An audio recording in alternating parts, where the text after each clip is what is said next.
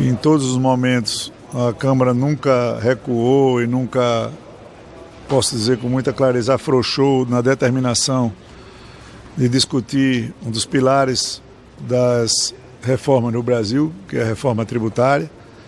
Um sistema hoje que a gente pode comparar a um manicômio tributário, né, com muitas dificuldades, com muito custo, com muita insegurança, com a regressão muito forte com relação a investimentos, pela incerteza de como se calcular impostos no Brasil, com todas as dificuldades que os senhores estão cansados de saber que existem, né?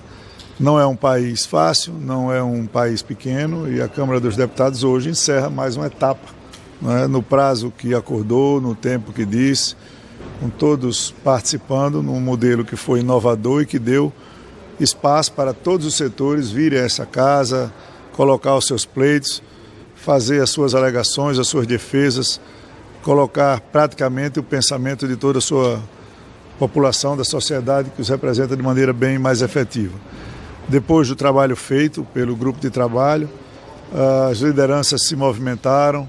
Quero ressaltar a importância de todos os líderes, dos 7 integrantes do GT que hoje entregou, que é o 68, do ministro Haddad, da sua equipe econômica, do Bernardo Api, de todos que participaram desse processo. Então, eu penso que a Câmara fez as alterações que melhoram o texto, deixam o texto mais justo nas subjetividades que existiam ali por parte de algumas brechas que existiam na legislação.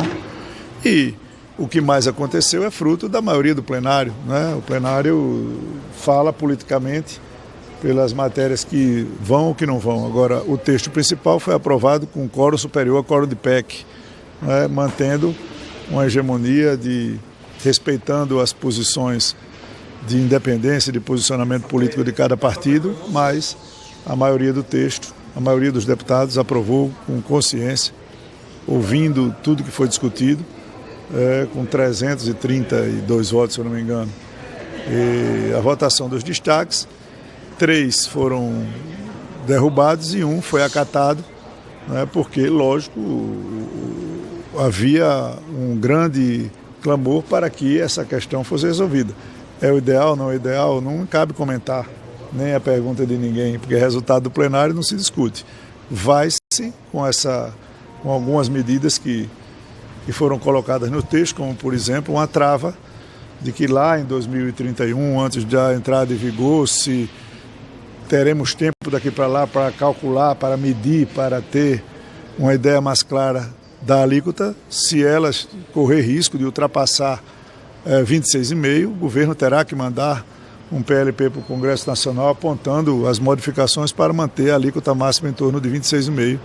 Foi essa, eu acho, uma das contribuições mais importantes em detrimento de tudo que foi discutido, com poucos destaques, né, votados. Enfim, terminamos um dia que muitos há 2 meses atrás não acreditavam, e a Câmara, mais uma vez, por sua determinação de seus membros, consegue entregar ao povo brasileiro e ao Brasil uma reforma, de novo que eu digo, se não é a ideal, é a possível, com tantas divergências ideológicas, políticas, regionais, estruturais que nosso Brasil tem.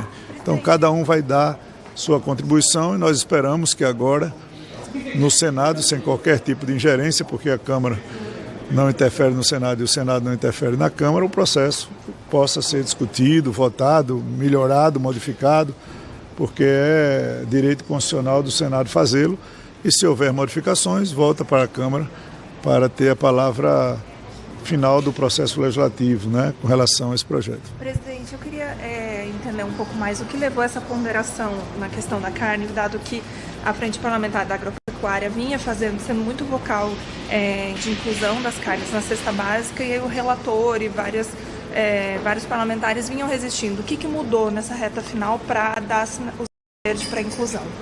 Olha, primeiro, o relator ele tem que analisar tecnicamente a alíquota e o que vai interferir nela. Então, nada disso mudou.